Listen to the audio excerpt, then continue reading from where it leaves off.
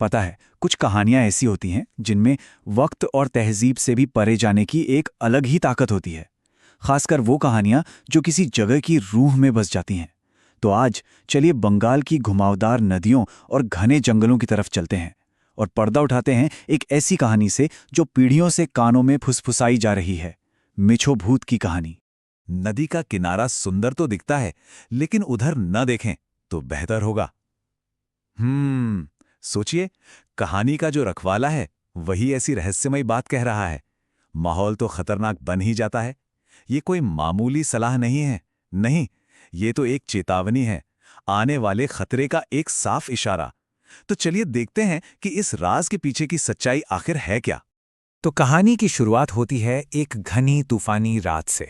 तपन का परिवार, जिसमें हैं एक शहरी सरकारी अफसर तपन खुद, उनकी पत्नी मंदाकिनी और उनकी दो बेटियां सुगंधा और इंद्राणी, ये सब पहुंचते हैं नदी किनारे एक बिल्कुल सुनसान सरकारी बंगले में।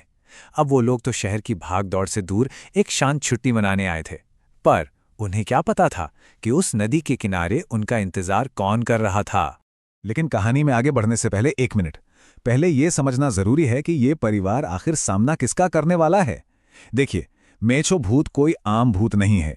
ये बंगाल की लोक कथाओं से निकली एक ऐसी आत्मा है जो नदी किनारे के इलाकों में भटकती रहती है। और इसकी एक खासियत है, मछली के लिए एक ऐसी भूख जो कभी कभी खत्म नहीं होती। और यही लालच है जो उसे जिंदा लोगों की दुनिया में बार बार खींच लाता है। तो कहानी का पहला हिस्सा एक तूफानी आगमन, और यहीं मिलती है खतरे की पहली निशानी। यहीं पर परिवार का सामना होता है कुछ ऐसा अजीब जो आने वाले खौफ का एक इशारा है। तो होता यह है कि बंगले का केयरटेकर भुवन उन्हें साफ साफ मना करता है कि रात में सफर मत कीजिए, लेकिन वो लोग हैं कि बंगले पर जाने की जिद पकड़ लेते हैं। अब यहां ना एक तरह से शहर और गांव की सोच का टकराव दिखता है। एक तरफ है भुवन, जिसे वहां की पुरानी बातें, किस्से सब पता हैं और वो रात में नदी पार करने से डर रहा है। और दूसरी तरफ है तपन का शहरी परिवार, जो उसके डर को बस एक वहम, एक अंधविश्वास मानकर उड़ा देता है। और ये एक ऐसा फैसला था जिसका अफसोस उन्हें बहुत जल्द होने वाला था। अब यहां बात थोड़ी अजीब हो जाती है। परिवार जब नदी के किनारे अपनी गाड़ी से जा रहा होता है तो उन्हें एक आदमी दिखाई देता है। उन्हें लगता है कि वो भुवन है, लेकिन भुवन ने तो साफ साफ कहा था कि वो उस रास्ते से नहीं जाएगा। तो फिर सवाल ये उठता है कि उन्होंने देखा किसे। तो बस यहीं से कहानी का पहला राज खुलता है। जब परिवार बाद में भुवन से पूछता है तो वो साफ मुकर जाता है, कहता है मैं तो नदी के पास था ही नहीं। उसका ये इनकार ना एक बहुत ही डरावना सवाल पीछे छोड़ जाता है। अगर वो भुवन नहीं था तो फिर उस तूफानी रात में नदी के किनारे कौन चल रहा था। अगला हिस्सा है बेचैन करने वाले निशान, वो सबूत जो कीचड़ में मिले। तो चलिए कहानी में अगली सुबह पर चलते हैं, जहां ये राज कीचड़ में मिले कुछ सबूतों की वजह से और भी गहरा हो जाता है। अगली सुबह जब वो उठते हैं तो उन्हें गीली मिट्टी में पैरों के निशान दिखते हैं, और ये निशान नदी के किनारे से शुरू होकर सीधे बंगले के दरवाजे तक आ रहे हैं। अब ये बहुत अजीब था, क्योंकि परिवार में से तो कोई भी रात में नदी की तरफ गया ही नहीं था। तो फिर ये निशान थे किसके? लेकिन फिर वो कुछ ऐसा देखते हैं जो किसी के भी होश उड़ा दे। वो पैरों के निशान उल्टे थे। ऐसा लग रहा था जैसे कोई नदी से बंगले तक उल्टा उल्टा चलकर आया हो। सोचिए, ये कैसे मुमकिन है? लेकिन सबूत तो कीचड़ में साफ साफ दिख रहा था। और तभी भुवन वो बात कहता है जिससे पूरे घर में सन्नाटा पसर जाता है। जिसके पांव उल्टे हों उसके कदमों के निशान ऐसे ही ना बनेंगे। बंगाल की लोक कथाओं में उल्टे पैर होना एक ही चीज का इशारा है, एक ऐसी शक्ति जो इंसानी नहीं है। अब डर सिर्फ एक एहसास नहीं था, वो कीचड़ में सबूत बनकर उनके सामने था। कहानी का अगला हिस्सा, काजल आंखों वाली लड़की या कहें नदी का आकर्षण।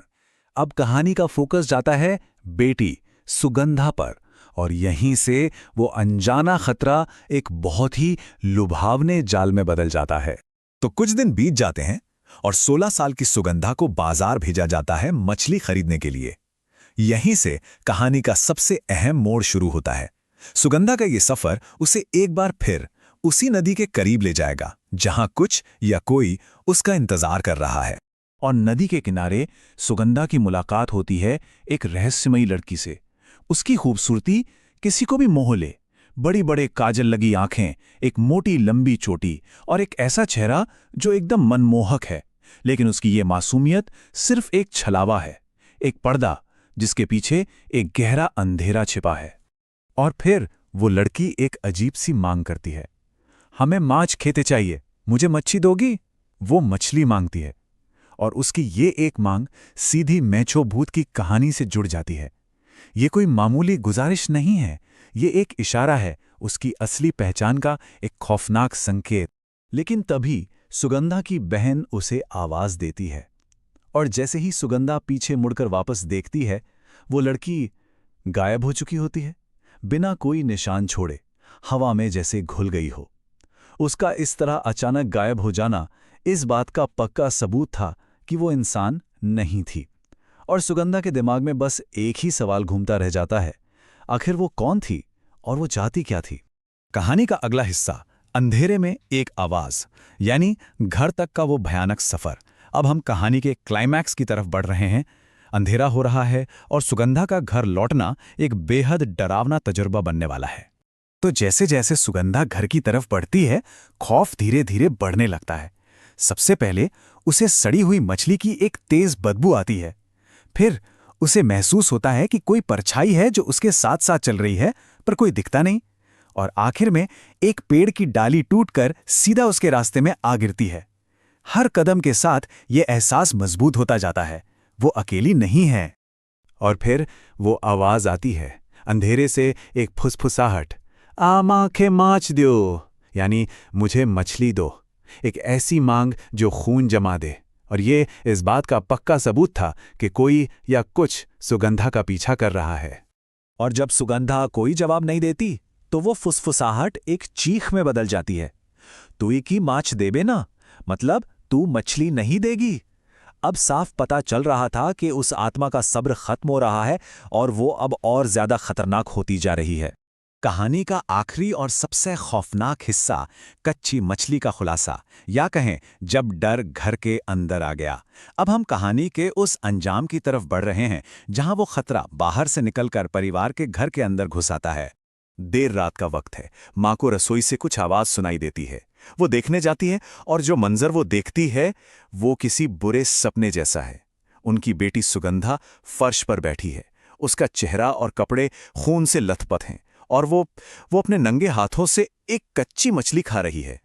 और फिर सुगंधा के मुंह से वो खौफनाक अल्फाज निकलते हैं, लेकिन आवाज उसकी नहीं होती।